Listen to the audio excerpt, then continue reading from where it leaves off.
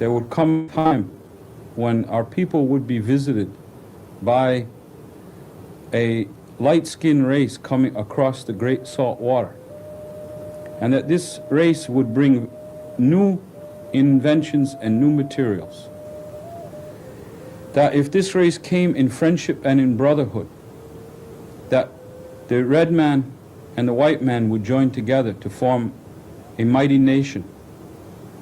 And that if this happened, that the two nations, the red and the white, would then be joined by two other nations to make the mightiest nation of them all. We believe that those two other races are the yellow and the black race. We were told that if this light-skinned race did not come in friendship and in peace, then great calamities would befall the Anishinaabe people. And we would know by what they carried in their hands whether they came in friendship or in hate. And we are told that when we see these signs, the waters would be unfit to drink and the fish would be unfit to eat. Then we would know the time had come for great purification of all the people living on this Turtle Island.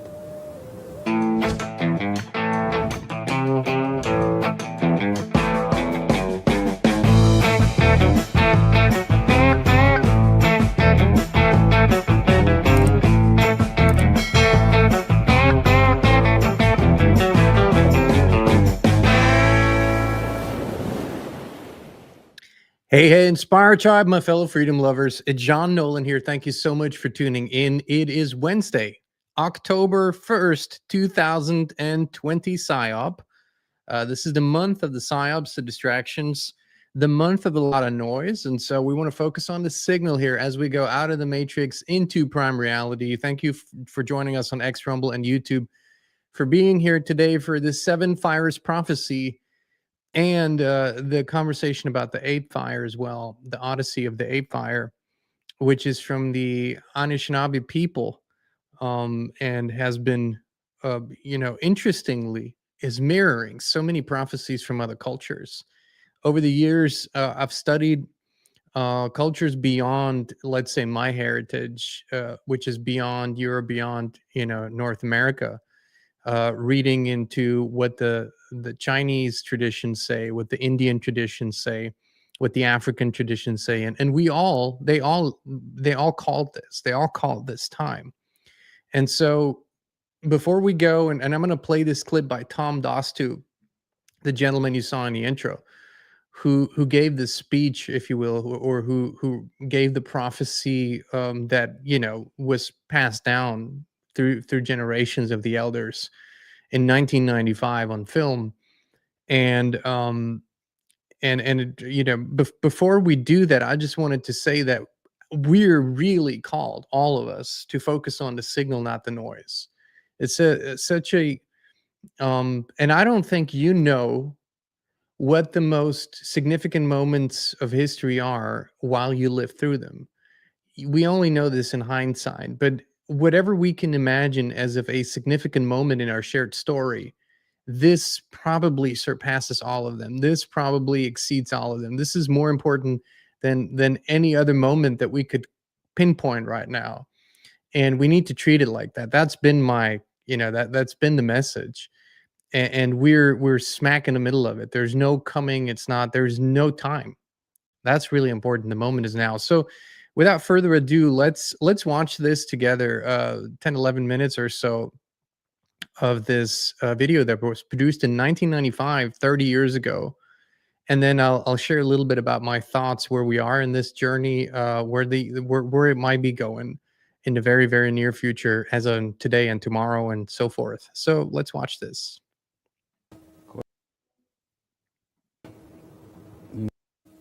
Koi. Ninu. My name is Tom Dostou. I'm a Wabanaki native person. I am a carrier of a sacred pipe that was given to me by the Abenaki people of Odanak, Quebec. And my elders have asked me to bring this message to people here. William Commander, who is the spiritual elder of the Algonquin Nation in Maniwaki, Quebec, and keeper of the sacred wampum belt, the Seven Fire Sacred Wampum Belt, has shared with us the prophecies of the seven fires, which for Native people, and we feel for the whole world, is a very important prophecy that has been kept by the Anishinaabe people for many hundreds of years, if not thousands. We're told that many years ago, we were visited by 7 prophets who appeared out of the Atlantic Ocean. These 7 prophets came to these shores.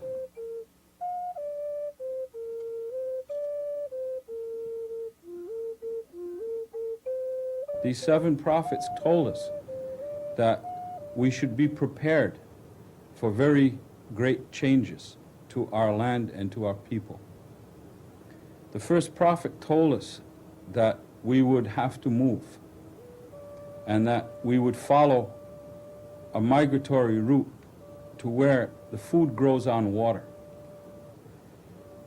They told us that we would have to move because there would come a time when our people would be visited by a light-skinned race coming across the Great Salt Water, and that this race would bring new inventions and new materials.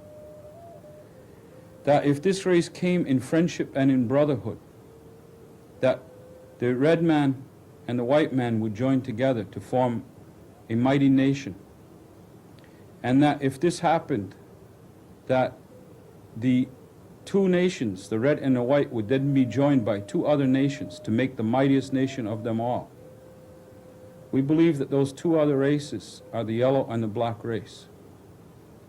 We were told that if this light-skinned race did not come in friendship and in peace, then great calamities would befall the Anishinaabe people. And we would know by what they carried in their hands whether they came in friendship or in hate. And we are told that when we see these signs, the waters would be unfit to drink and the fish would be unfit to eat. Then we would know the time had come for great purification of all the people living on this Turtle Island. We're told that at the time of the 7 prophets that all the Anishinaabe people lived along the shores of the Atlantic Ocean, that we were living in peace and harmony with one another. And when the prophets came, great confusion and fear was spread among the people because they did not know what this all meant. And they say that for many years, the different groups and communities of Anishinaabe people spent many long days and years discussing what these prophecies meant. And it is said that one could see the entire length of the Atlantic seaboard lit with the fires, the council fires, in the camps of the Anishinaabe people. The other prophets that came, the 4th and the 5th and the 6th and the 7th prophet, talked about how we should migrate and what would happen on that migration. And we were told that where the food grows on water is the Great Lakes now. We know that because that's where the rice, the wild rice, grows on top of the water. At the time of the 7th prophet, this prophet came and he had a strange light in his eyes, we are told. And this light was very outstanding insofar as the people knew that this message was special. And this message said that there would come a time at the 7th prophecy where the white and the red race would again come together after all the problems that had been sown if the white race, the light-skinned race, did not come in friendship, that the Creator would then again give the light-skinned race a chance to make up for the damage that had been done. And we're told that at this time of the 7th fire, the red man and the white man would meet again at a fork in the road. And there would be, at a time of great confusion and great suffering on this continent. And that these two races would have the chance to come together again to form this mighty nation, together with the black and the yellow races. And they would form one mighty nation at that time that would heal all the environmental pollution and all the suffering that had come about over the past 300 or 400 years prior to that.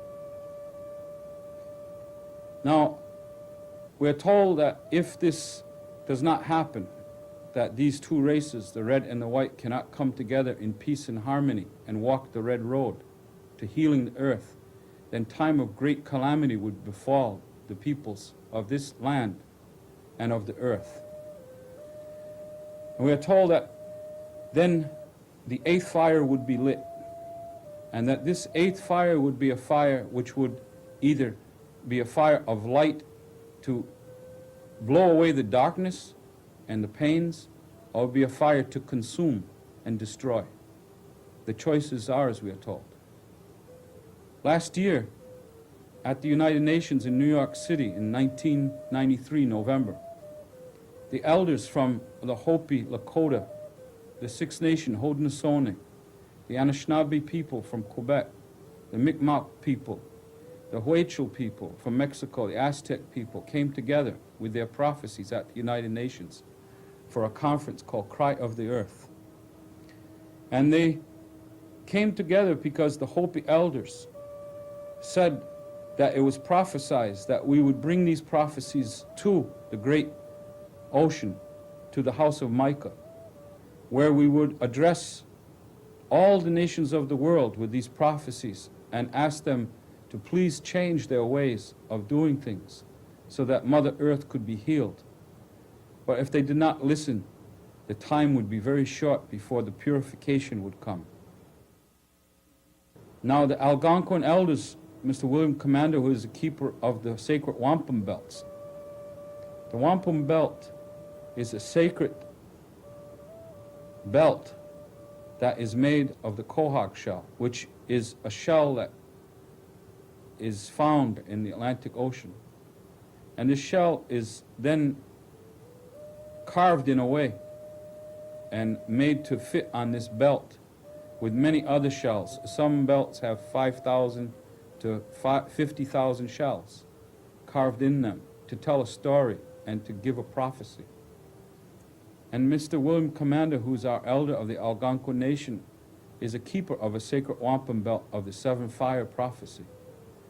And he has told us that the prophecy is very clear now, that if we do not move in a way to bring about the healing between the red, the white, the yellow, and the black, then the Creator will cut short the time that we have to exist on this earth. And all the elders that we have spoken to have given us the same message, that the time is very short. We, as indigenous people, cannot just sit by idly and allow the destruction, the further destruction of this sacred earth, our mother. And we ask in all humility for the different people who live on this land to come together and to support one another in this undertaking. We believe that the time has come when we must put aside our differences of race, of color, of creed, and join together as one family, as the Creator intended us. We are told that it is of no coincidence that all the races of this planet are found on this continent, Turtle Island. We ask the people who have an understanding of the prophecies to wake up now before the time is no longer there. The elders have asked me to carry that message to you, and I do that with love in my heart and with hope, because I believe that we are not here to destroy ourselves, but to heal ourselves. That we are not here to destroy our mother, the earth, but to heal her. And I believe that we are here for a reason, that the Creator has put us here. not to just take up space and occupy time, but to lift ourselves spiritually and to join with one another on a higher spiritual level. That's my prayer. And I would ask you to, in your own heart today, to ask yourself what you can do. Many of my friends, my brothers and sisters say, well, you know, we have a job, or we go to school, or, you know, it's a lot of trouble. I agree. But that's what sacrifice is. And if we want to improve this earth, to bring together the people who can heal this earth, then we need to sacrifice. We can no longer be complacent and do our 8-to-5 jobs or punch in the clock and expect the earth to heal itself. Time is too short. Our elders who have sacrificed their lives for many years to keep this faith with the Creator, who gave to our people and to all people the original instructions how to live in harmony with Mother Earth. Those instructions are very important. It's very important that people keep the faith. Keep the faith and understand we are here to keep the faith that the Creator has given to us to show how to live on this earth. All of us as human beings have been given those instructions. We only have to look into our hearts to understand that. It is not a mystery. It is a clear teaching. I say miigwech. Thank you very much.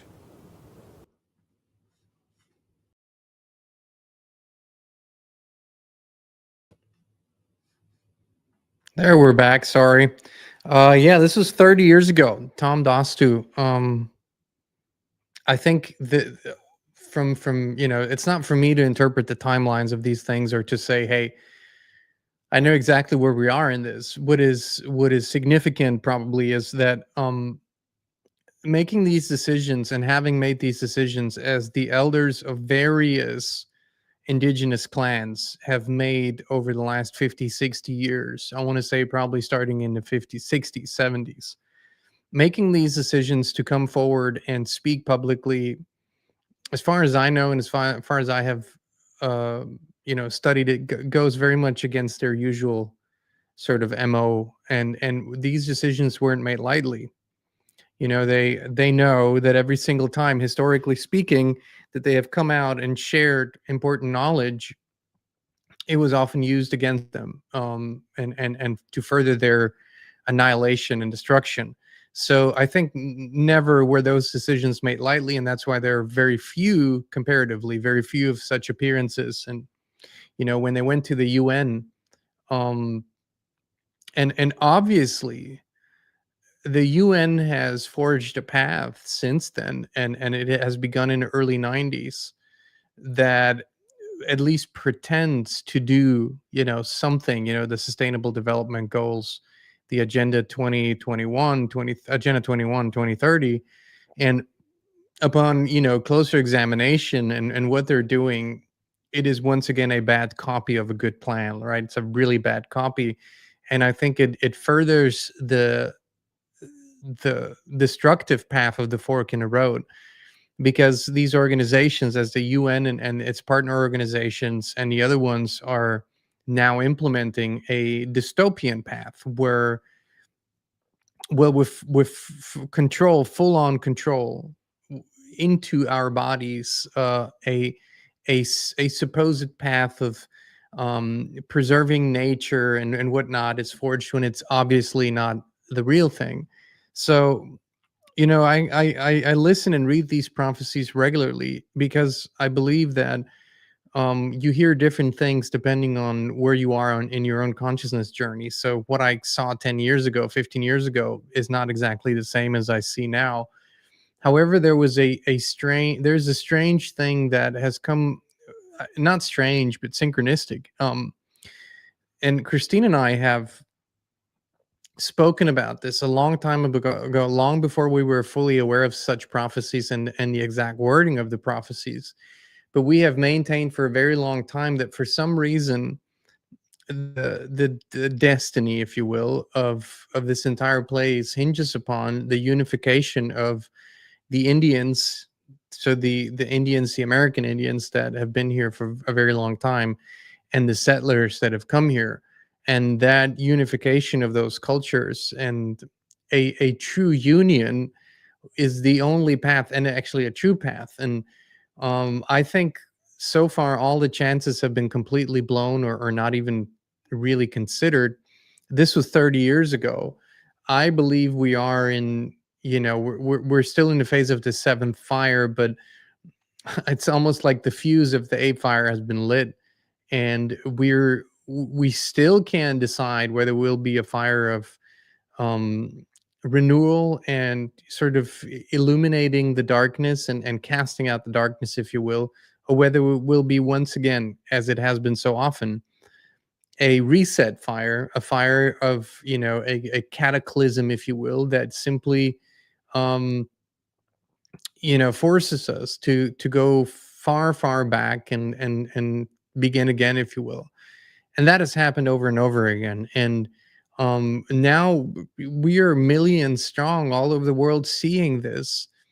And the 90s in particular, that period in the mid 90s was very, very potent in terms of messaging.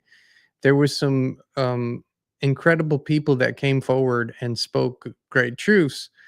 And because it was a window, um, I would say that we didn't use that window really. We used it to a certain degree, sure. Some people did, but at large we didn't. And so the beginning of the 21st century until now was a downward spiral in many ways. If we look at the big picture, and I think that the consequence of this is the suffering that we're going through collectively now is a consequence of this. But I don't think it's the final word yet, but we're getting there, like in the next months and years, where this is coming to a great culmination, as we all feel and know.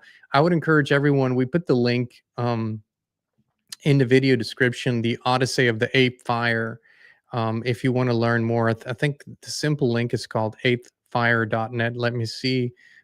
Yes, eighthfire.net, which sort of speaks about this journey of this eighth fire, and what we can do, and what is prophesized, and what it signifies, what this journey might entail. It clearly requires sacrifice on our part, in terms of I mean, sacrifices. We have to overcome our programming of these material, things and comforts to a certain degree. And clearly the current path that is being suggested is purely materialistic, which is also what this AI age shows us. There is no spirit in it. At best, our need for the spiritual side of things will be tried to satisfied with artificial spirituality, right? The synthetic spirituality, synthetic Christ consciousness. These are all real concepts that are being developed as we speak, or have been developed, I should say, and that are being implemented, a false version of spirituality. And so the call, as always, is to go within. And we can't we cannot wait.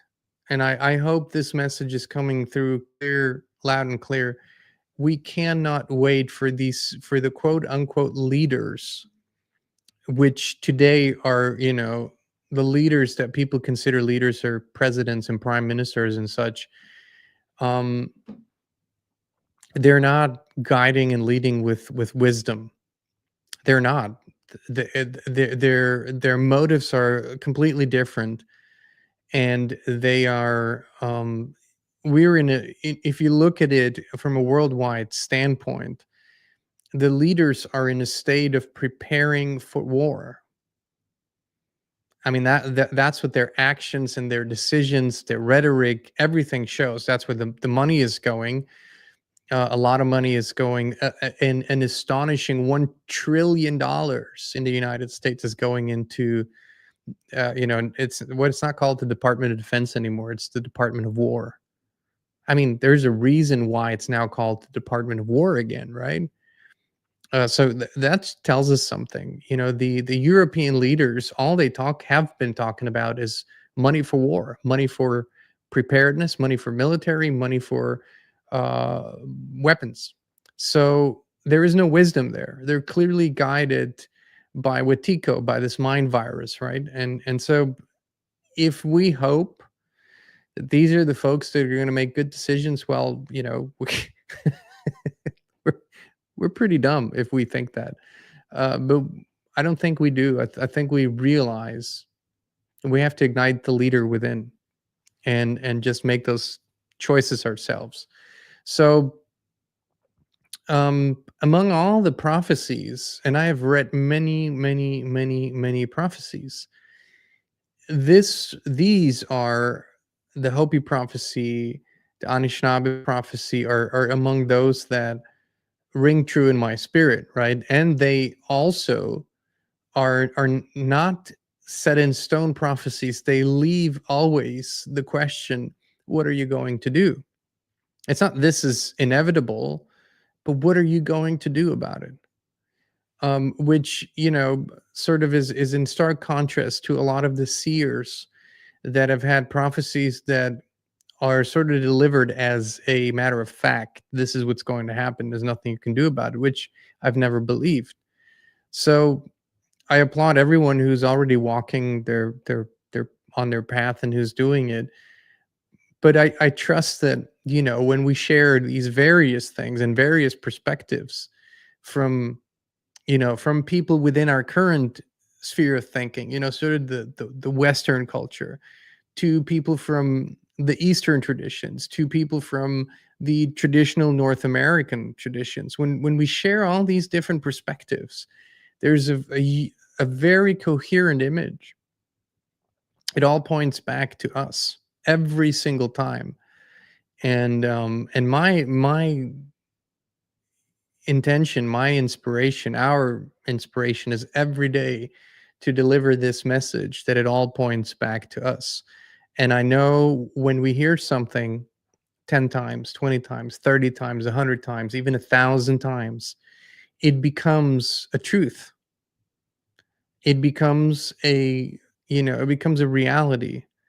I love the power of repetition. And you know that it's powerful because the other side, the opposing side is using it too. And they're just heavily confused. When I say the opposing side, ultimately, they're just very, very inverted. And some will never make their way back. They'll just perish. They'll just be turned into dust. Uh, and return to creation as such. There's just no hope for some. Um, that's okay. That's just the path. That's just the way. But if this isn't the moment of 100% full on personal responsibility and compassion and